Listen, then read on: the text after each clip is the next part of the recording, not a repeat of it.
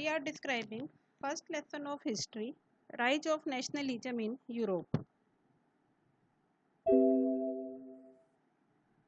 Now we will start our topic, role of languages to create the feeling of nationalist sentiments in Europe. And we will describe the role of vernacular languages also. Languages played an important role to create the feeling of nationalism. When Russia controlled over Poland, the Polish language was banned. Polish language is the language of Poland, but when Russia controlled over Poland, they keep ban on Polish language, and in spite of that, they started the Russian language. Many members of clergy in Poland, they started to use language as a weapon of national resistance, and for their church gathering, for their meetings, religious instructions, those clergy of Poland, they use only Polish language. As earlier also we discussed, Polish is the language of Poland, and use of Polish came to be seen as a symbol of struggle against the Russian Russian dominance. Vernacular language. Vernacular languages were also used to create the feeling of nationalism. What do you mean by vernacular languages? Vernacular languages are those which can be easily understood by the people. It means even the illiterate people can also understand those languages. Those languages are the vernacular languages. The use of vernacular language and folklore to create the feeling of nationalism started in most of the country of Europe, such as in Poland also, to spread the idea of nationalism among the illiterate people. Such vernacular languages were used. In Poland, national feelings were kept alive through music and language. Now we will start our next topic.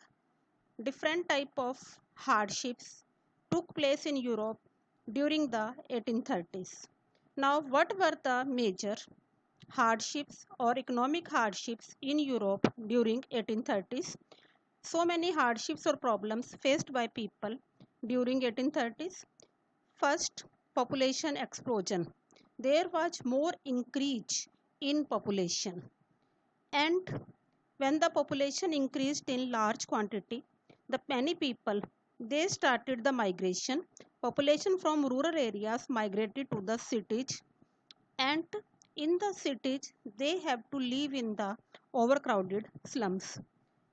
And at that time, industrialization also has bad impact on the local producers, such as the small producers in the towns. They were making all the products mainly with the help of their hands. But at that time, many goods started to come from England, and they were machine made goods. Even they were cheap and attractive also. So at that time, people, they started to purchase all those products which were machine made. That has bad impact on the local producers of most of the European countries. And prices of food also increased. When the prices of food increased, very difficult for the people to purchase the bread, and due to this food shortage and unemployment, there were revolts in the different areas. For example, in the city like Paris, such type of revolts took place. Now we will start our topic, 1848 revolution of liberals in Europe. Earlier also we studied about the role of liberals and liberalization also. Now we will study about the 1848 revolution of liberals in Europe. This was a revolt which was started by unemployed people, workers, peasants, and educated middle class of the European countries, because these categories of the people, they were the more sufferer in European countries. Liberals demanded the formation of nation state on parliamentary principles. There should be such type of nation states which are elected by the people.